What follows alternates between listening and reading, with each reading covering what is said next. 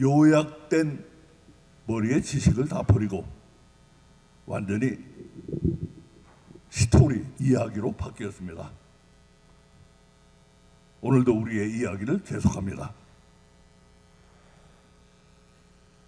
오늘은 제일 먼저 지난 줄거리를 좀 보고 우리 이야기를 또 계속하겠습니다.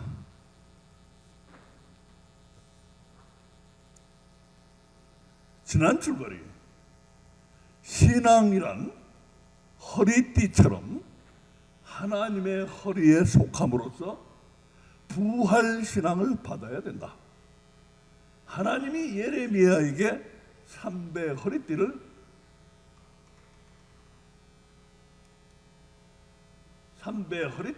땅에 묻어 보라고 하신 것은 놀랍게도 500년 후 예수님이 오셔서 성취하실 부활을 미리 말하고 있다.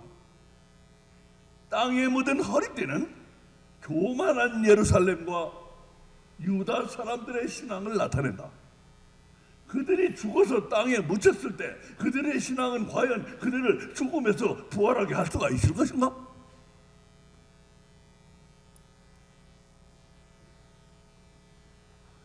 그러나 하나님은 예루살렘과 유다의 허리띠 신앙을 땅속에서 썩게 하신다. 예루살렘과 유다는 하나님에 대해서 누구보다 잘 알지만, 입으로는 하나님과 누구보다 가까운 사람들이지만 그들의 신앙은 머리의 지식이다. 머리의 지식은 영적이 아니기 때문에 사람을 교만하게 하고, 그런 육적인 믿음은 사람을 구원하지 못한다. 갈릴리 촌딱의 믿음만이 우리를 구원으로 이끌 수가 있다. 갈릴리 촌딱의 믿음은 과연 무엇인가?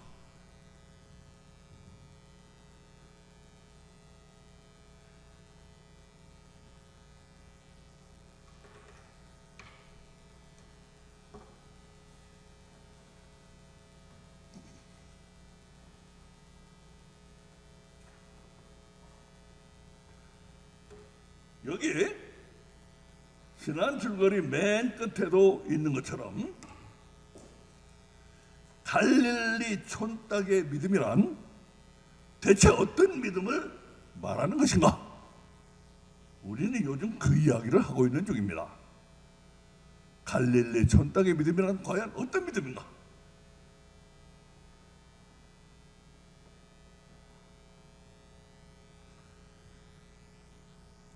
갈릴리 촌딱의 믿음하면 우리는 그게 누구의 믿음을 가리키는지 금방 압니다.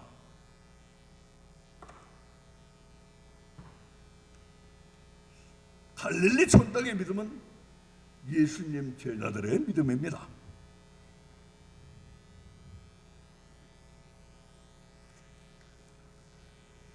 그래서 여러분은 예수님의 제자들의 이 믿음이 어떤 믿음이라고 생각하십니까?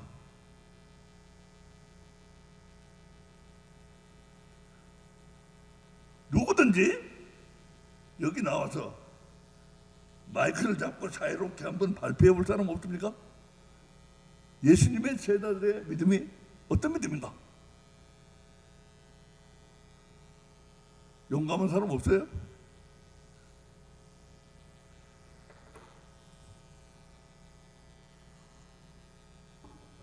없으면 좋습니다. 제가 발표하겠어요. 예수님의 제자들의 믿음하면 나는 이 두 가지를 꼭 말하지 않을 수 없어요. 꼭 말하지 않을 수 없는 두 가지가 있어요. 첫째로, 예수님 제자들은 이런 말을 써서 죄송합니다. 예수님 제자들은 갈릴리 촌놈들이었다는 사실입니다.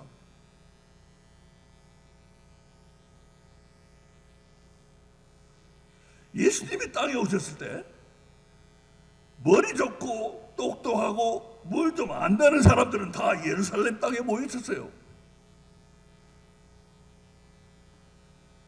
그런데도 예수님은 성경에서 예루살렘으로 가시지 않고 저 갈릴리 촌구석에서 제자들을 뽑으신 것입니다.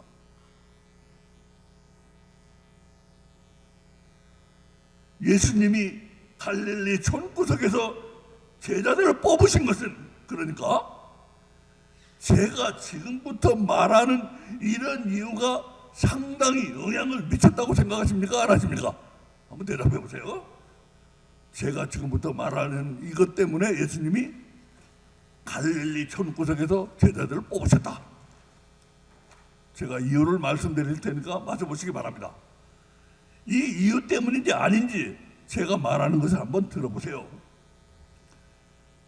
까질 대로 까진 예루살렘 사람들 보고 너 내 제자가 되라고 하면 예수님 보고 당신 누구냐고 무시하고 말을 안 들어먹게 생겼으니까 예수님은 당신 성에는 안 차지만 어쩔 수 없이 이런 말을 들어서 죄송합니다.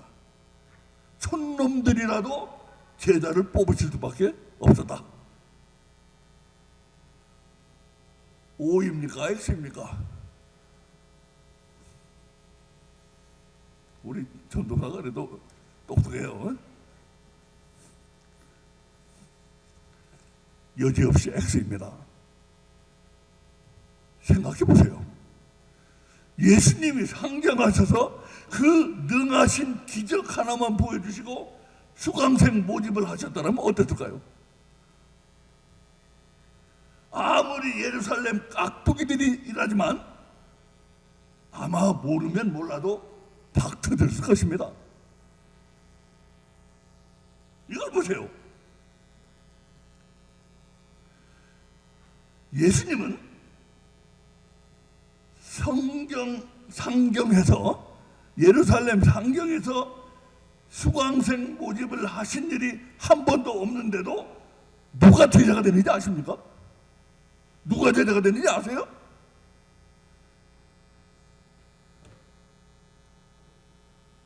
아리마대 사람 요셉이 예수의 제자나 유대인을 두려워하여 은유하였더니, 은유한다는 건 숨어 다닌다는 거예요. 이 일 후에 빌라도더러 예수의 시체를, 이 일은 예수님 십자가에 돌아가신 다음에요. 이 일 후에 빌라도더러 예수의 시체를 가져가기를 구하매 빌라도가 허락하는지라 이에 가서 예수의 시체를 가져가니라. 일찍 예수께 밤에 나왔던 니고데모도 모략과 침향 섞은 것을 100근쯤 가지고 오니라. 여기 보면 아리마대 사람 요셉, 니고데모가 나옵니다. 이 두 사람은 남들 눈이 무서워서 밖으로 나타내진 않고 은히 몰래 감췄지만 여기 분명히 써 있는 것처럼 예수님의 숨은 제자였어요. 여기 써 있잖아요. 예수의 제자나. 두 사람 다 신분이 장난이 아닙니다. 공회회원, 지금으로 말하면 미국의 상원의원과 대법원 판사를 합쳐놓은 정도의 신분이었어요. 상원의원만도 아니고 대법원 판사까지 합쳐놓은 거예요. 그런 신분이었어요. 둘 다. 거기다 니고데모는 당대에 손꼽히는 부자였습니다.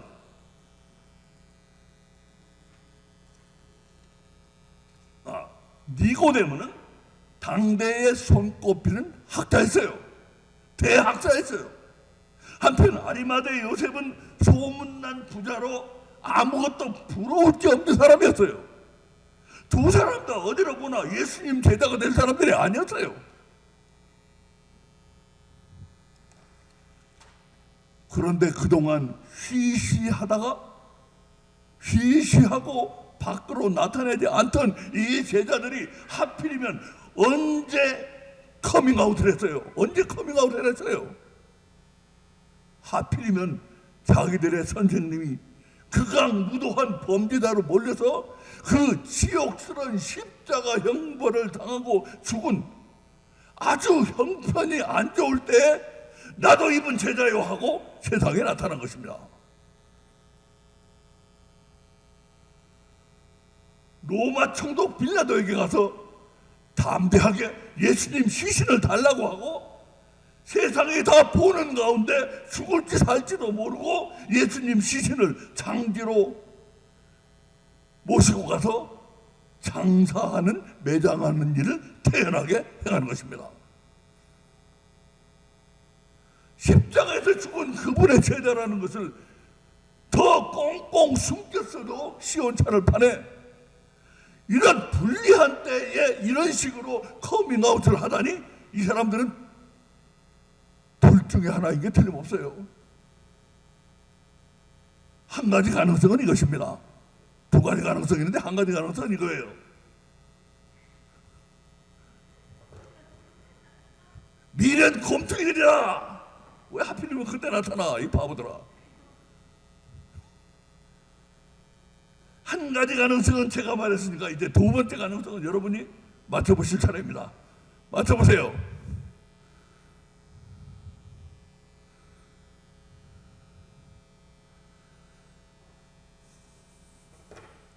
그럼 또 제가 맞춰야 되겠네요. 골수파 제자들이다. 그분에겐 세상 사람들과 다른 무엇이 확실히 있어 보였는데 이렇게 억울하게 돌아가시다니 너무나 원통하고 참을 수가 없어서 내 몸 돌보지 않고 커밍아웃을 한 이 사람들이야말로 뼛속까지 골수파 제자들일 가능성이 있습니다.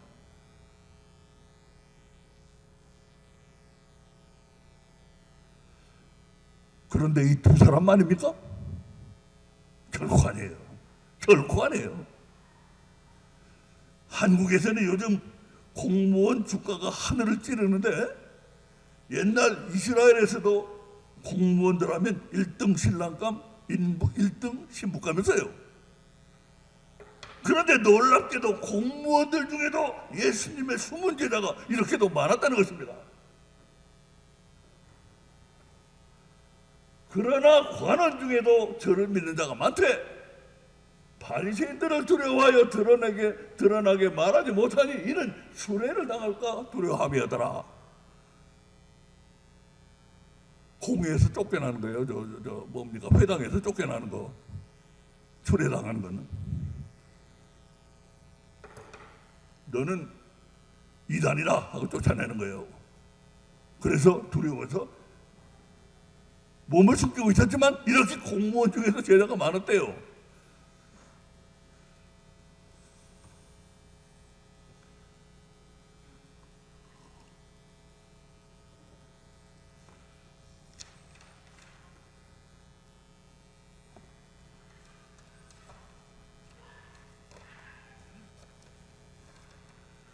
예루살렘 사람들 중에도 상류층에 속하는 이런 사람들이 예수님의 숨은 제자들이 많았는데, 그렇잖아요. 이렇게 상류층에 속한 사람들 중에 예수님의 숨은 제자들이 많았는데 단지 핍박을 염려해서 밖으로 나타내지 않았다는 것입니다. 이렇게 많았다고 그래요. 상류층에. 예수님 없이도 뭐 하나 부족할 게 없어 보이는 사람들인데 그런 사람들이 하필이면 당국의 블랙리스트에 첫머리에 올라있는 분을, 그 블랙리스트 첫머리에 올라있는 분 아니에요. 블랙리스트 첫머리에 올라있는 분을 은밀히 선생님으로 삼았다니 도대체 그 이유가 무엇일까요?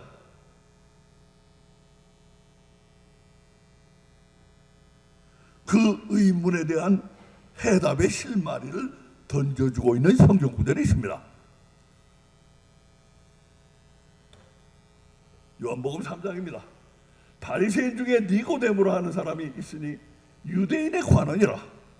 그가 밤에 예수께 와서 가로되 랍비여, 우리가 당신은 하나님께로서 오신 선생인 줄 아나이다. 하나님이 함께 하시지 아니하시면 당신이 행하시는 이 표적을 아무라도 할 수 없음이니이다. 앞에서 말한 그 대학자 니고데모가 사람들 눈을 피해서 밤중에 예수님을 찾아와서 아니 넌 대학자라면서 그것도 모르느냐고 혼은 많이 났지만, 혼 많이 났어요. 어린날 밤에 혼은 많이 났지만 그런 과정을 거쳐서 예수님의 제자가 되는 것을 보여주고 있는 구절, 첫 부분입니다. 이거 이래가지고 제자가 됐어요. 혼은 많이 났고 무한은 많이 당했지만, 자, 근데 니고데모가 뭐라고 고백을 하고 있습니까? 예수님이 행하시는 그 표적, 다시 말해서 기적들을 보고 들으면, 이 예수님이 행하시는 이 기적들을 보고 들으면서 이 대학자가 그만 헷가닥해버린 겁니다. 이거야말로 하나님이 저분과 함께 계신다는 증거다. 그 얘기예요, 이게. 이런 대학자도 이렇게 홀딱하는 마당에 만약 예수님이 성경하셔서 기적 한두 가지만 실현해 보여주신다면 예루살렘에서 수강생 모집하는 데는 전혀 지장이 없었을 것입니다. 머리 깨지는 것을 전라도 사람들은 박 터진다고 하는데, 제가 박 터졌을 거라고 앞에서 얘기했잖아요. 이게 박 터졌을 거예요.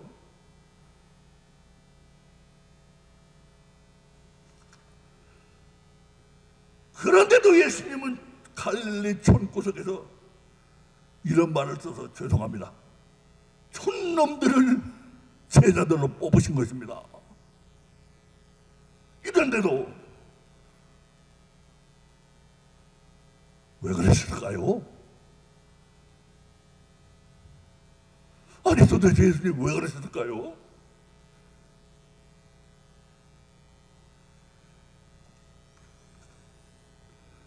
이 부분을 많은 사람들이 기독교에 놓치고 있어요. 난 이 부분 지적하는 사람은 별로 본 일이 없어요. 그래서 우리 갈릴리 촌딱, 우리 교회가 갈릴리 촌딱 성경학교입니다. 갈릴리 촌딱 성경학교.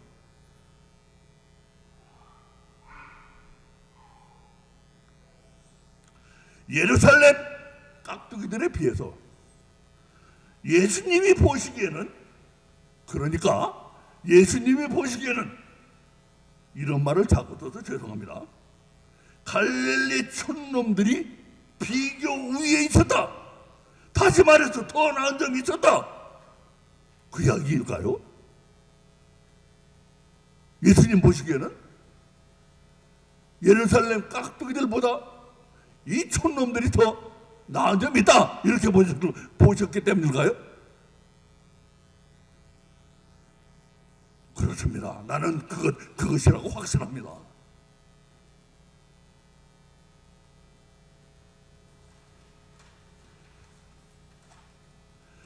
그런데 우리는 지금 예수님 제자들의 믿음이 어떤 믿음인지 그것을 말하려면은, 예수님 믿음이 어떤 믿음인지 그것을 말하려면 두 가지 빼놓을 수 없는 게 있는데, 그 첫 번째 것이 무엇인지 그것을 지금 하고 있는 중입니다. 잊어버리지 마세요. 지금 그걸 하고 있는 중이에요.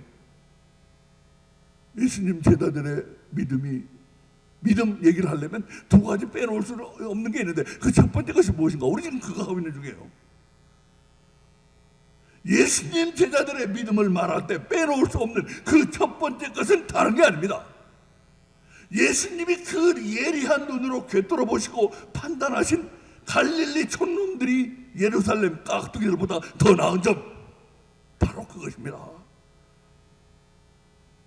우리가 예수님 제자들의 믿음을 말할 때 두 가지 빼놓을 수 없는 것 중에 첫 번째는 바로 예수님의 그 예리한 눈으로 판단하신 갈릴리 촌놈들이 예루살렘 깍두기들보다 더 나은 점, 바로 그겁니다. 그거.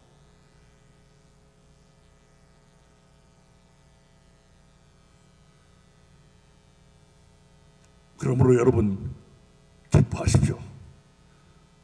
우리는 믿음의 이야기를 해오는 동안 갈릴리 촌딱들의 믿음이란 것이 정확히 무엇인지 많이 궁금했는데, 이제 그것을 콕 집어서 말할 수 있는 단계에 가까워지고 있습니다. 콕 집어서 말할 수가 있게 됐어요. 이제 우리는 이제 예수님 제자들의 믿음의 알맹이 중에서 첫 번째 것, 갈릴리 촌딱들의 믿음의 첫째 항목이 되어야 하는 바로 그것에 대해서 이제 말할 수가 있게 되었습니다. 자, 제가 지금 보여드리는 이 성경 구절을 보고서 오랫동안 궁금하던 갈릴리 촌딱들의 믿음의 첫 번째 항목 꼭 집어서 한 단어로 말씀해 보시기 바랍니다.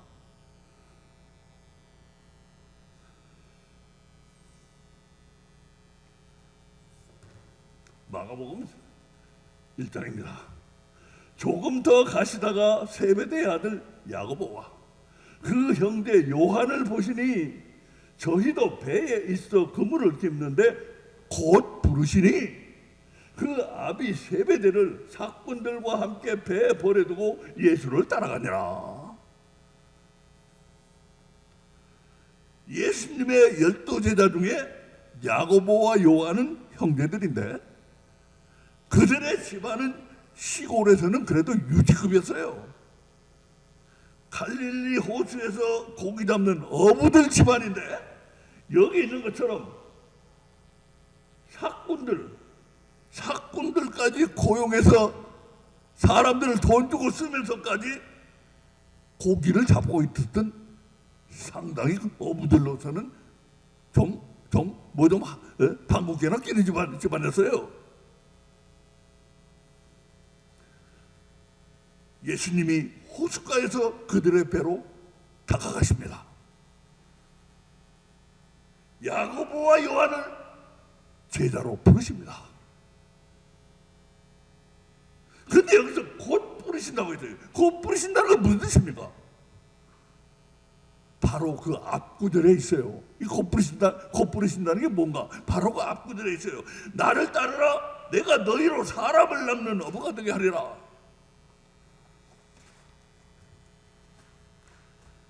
베드로와 안드레를 부르실 때 하신 말씀인데 곧 부르셨다는 건 여러 말 않고 복잡한 수소, 다른 서론 다 젖혀놓고 이 한마디 말씀만 하셨다는 겁니다. 나를 따르라.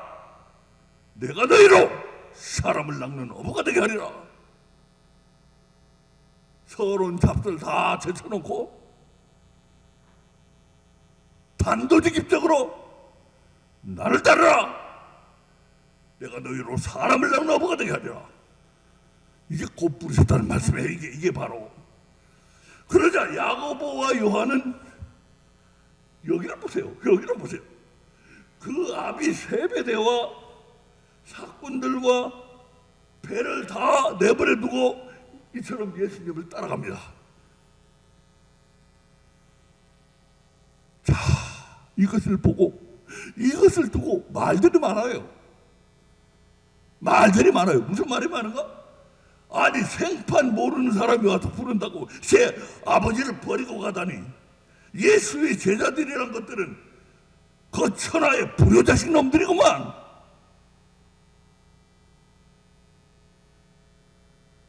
아니, 예수란 이 양반은 또 뭐라? 자식들에게 이런 식으로 제 아비를 버리게 하다니. 이 양반 구세주는커녕 감옥 가야 될 가정 파괴범 아니야.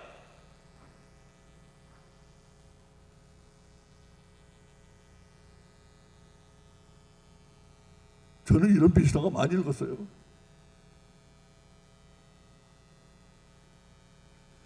어떤 사람들은 또 예수님이 초월적인 능력으로 야고보와 요한을 꼼짝 못하게 제압하신 거 아닌가? 그래서 콧개듯이 끌려간 게 아닌가? 그런 짐작을 하기도 합니다. 이것도 제가 읽었어요.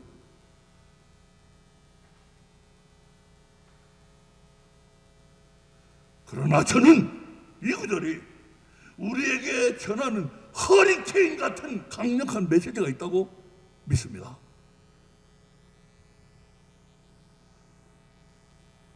우리 기독교인들이 그 그동안 놓치고 있었던 그 허리케인 메시지는 바로 예수님이 보시는 갈릴리 촌놈들의 비교 우위, 더 나은 점입니다. 이게 갈릴리 촌놈들이 더 나은 점이에요. 강력한 메시지입니다. 예루살렘 깍두기들에게 가서 뜬금없이 너희들 나를 따라와라, 내가 너희들로 사람을 낚는 어부가 되게 하리라 했다면 예루살렘 깍두기들이 이 갈릴리 촌놈처럼 곧 부르시니 곧 따라가겠습니까? 이 갈릴리 촌놈들처럼 곧 부르시니 곧 따라가겠어요? 그들은 걸핏하면 비판하고, 걸핏하면 논쟁하고, 걸핏하면 멋대로 짐작하고, 걸핏하면 꼬치꼬치 까다롭게 따지는 사람들입니다. 절대로 호락호락 따라 나설 사람들이 아니에요.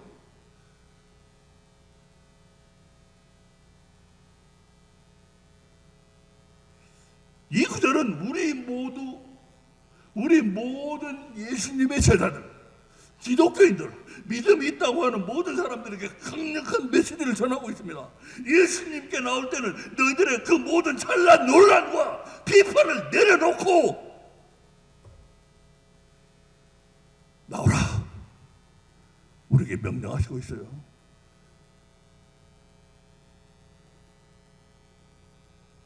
우리 그 메시지를 못 보고 있어요.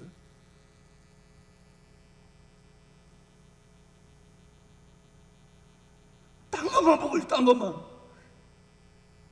예수님 이거 가정 파괴범 아니야?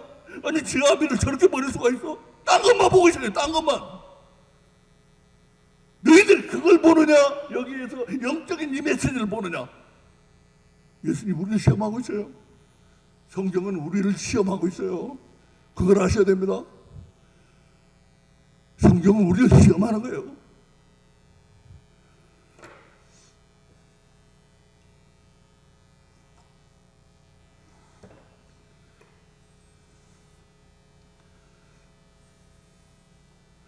무슨 짐작이니 의심이니 그런 것도 다 내려놔라 좀. 그리고 빈 마음으로 좀 나와라.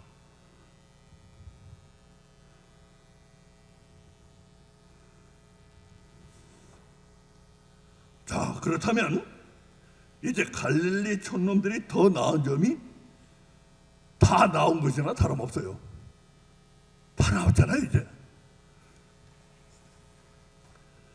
이 말씀을 다시 한번 읽어보세요. 우리 마음을 흐트러지게 하는 모든 하찮은 생각들 다 내려놓고 본질을 바라보세요. 본질을. 이 말씀에 우리를 시험하고 있어요. 너 본질을 볼래? 하찮은 걸 볼래?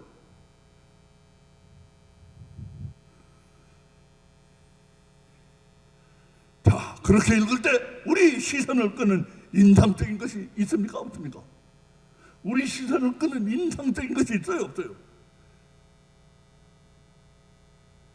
곧 부르셨을 때 곧 따라가는 야고보와 요한의 무엇이 우리에게 깊은 인상을 남깁니까? 그들의 무엇이? 아무 인상도 안 남깁니까? 그럼 하찮은 거예요. 지금 마음이 흐트러지고 있는 거예요. 본질을 보세요. 본질을 보면은 야, 인상 깊어요. 곧 부르시니 곧 따라가는 이 두 사람이 우리 마음에 깊은 인상을 남깁니다. 그게 무엇인지 여기다 한번 적어보세요.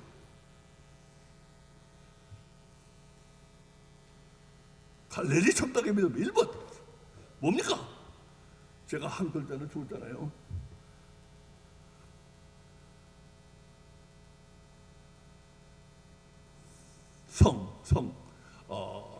뭡니까? 현실성, 그럴 때 성.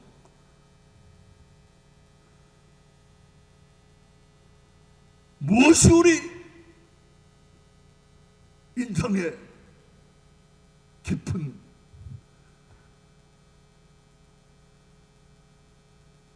흔적을 남깁니까?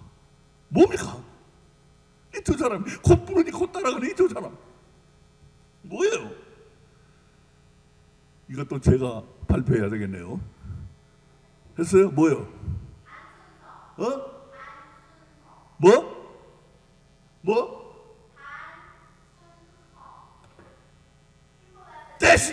대시에 우리 박수임 선수예요. 그렇습니다. 바로 이다 어디 가버렸어? 하나 없어져 버렸네. 단두덩이라고 한 게 없어져 버려 하나가. 단순성.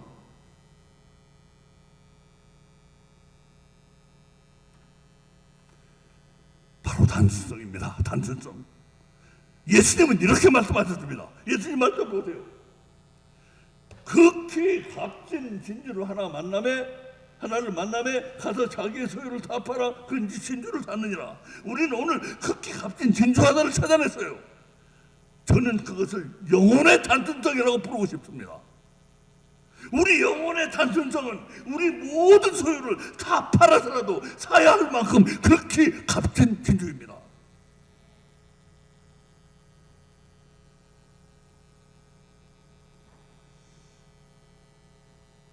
제가 목사로서 오랜 목회 생활을 하면서 또 묵상을 하면서 성도들을 보면서 느낀 거예요.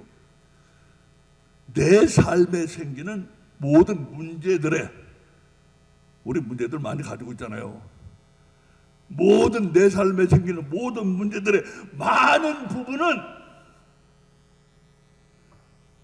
나 자신에게 무엇인가 하나님 앞에 바로 서지 못한 부분이 있기 때문입니다. 모든 부분이 다 하나님 앞에 바로 서보세요. 아무 문제 없어요. 아무 문제 없어.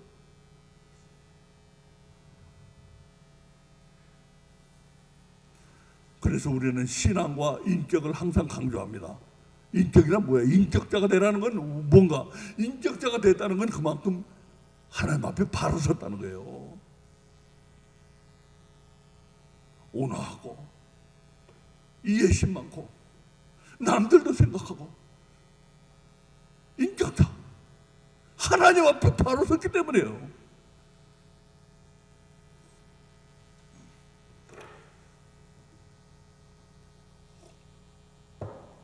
다시 말씀드립니다.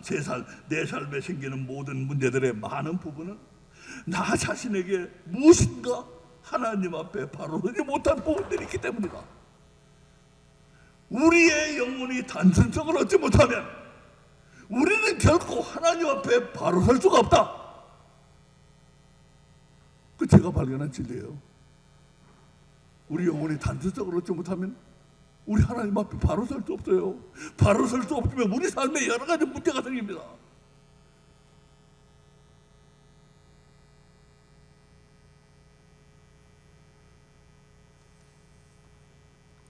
자, 그런데 오해가 없기 바랍니다. 단순성 자체가 믿음인가? 그건 아니에요. 단순성이 믿음은 아니에요. 그건 천만에요. 단순성이 믿음은 아니에요. 단순성은 예수님 제자들의 믿음에서 중요한 한 부분을 차지하지만 그것 자체는 믿음이 아니에요. 믿음은 영혼의 단순성에다가 이처럼 무엇인가가 플러스 돼야 됩니다. 영혼의 단순성에다 무엇인가 이렇게 플러스가 돼야 돼요. 그러므로 우리는 예수님 제자들의 믿음의 두 번째 알맹이를 봐야 됩니다.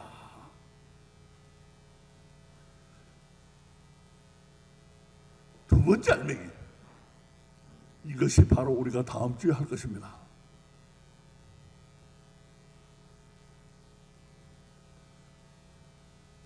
그러면 우리가 이제 갈릴리 천탁들의 믿음을 콕 집어서 두 단어로, 이제 정확히 콕 집어서 두 단어로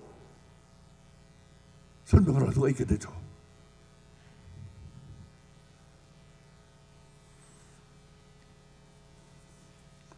여러분들은 아이들에게, 어린애들에게 신비한 이야기를 들려줘 본 경험이 있습니까? 가령 예를 들어서 아이들에게 이렇게 물어보세요. 승리야, 너 천사를 본 적이 있니? 아니, 나 못 봤어요. 내가 얘기를 해주지. 그리고는 엄마와 아기가 함께 물에 빠져 죽게 되었을 때 막 허허허하면서 막 그냥 물에 막 빠져 죽게 됐을 때 갑자기 신비한 손이 나타나서 엄마와 아기를 물에서 건져낸 얘기를 들려줘 보세요. 그 신비한 손은 바로 천사였는데 땅에 올라오니까 금방 사라져 버렸다고 이야기를 들려줘 보세요. 그리고는 아이들의 눈을 보세요. 저는 봤어요. 꿈꾸는 것처럼 반짝반짝 빛나고 있더라고요. 그 꿈꾸는 눈이 바로 영혼의 단순성입니다. 이게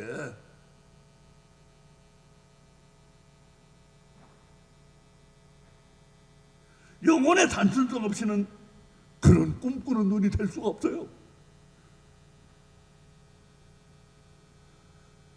나를 따르라, 내가 너희로 사람 낚는 어부가 되게 하리라. 부르신 예수님의 그 제자들이 앞으로 그 부르셨다는 예수님이 앞으로 무슨 일을 할 사람들이었습니까? 앞으로 그 무시무시한 십자가와 사람의 머리는 도저히 믿을 수가 없는 부활을 두 눈 똑바로 뜨고 목격해야 될 사람들이었어요.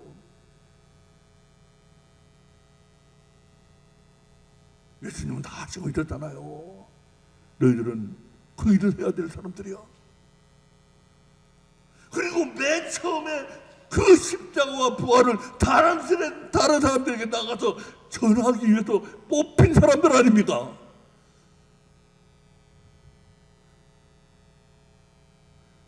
갈릴리 촌놈들은 앞으로 큰 믿음의 사람들이 되어야 할 그런 사람들이었어요. 큰 믿음의 요구되는 첫 번째 조건이 바로 신비한 일을 볼 때 꿈꾸는 눈이 될 수 있는 영혼의 단순성인 것입니다.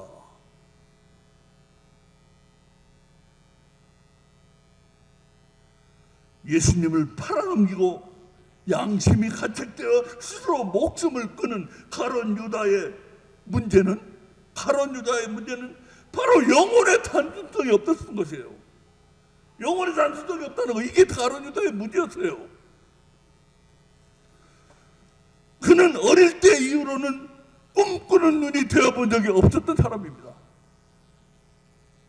단순성, 영혼의 단순성 없이는 가룟 유다처럼 멀리 가지 못합니다. 예수님을 견디지를 못해가지고 갖다 팔아넘기고 저도 죽었잖아요. 멀리 못 가요.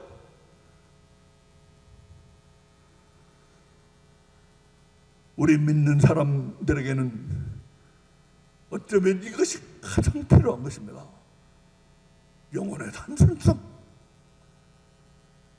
주님, 영적인 모든 일 앞에 와서도 따지는 것을 그만둘 수 없었던 가룟 유다와 우리는 영적 상태가 비슷합니다.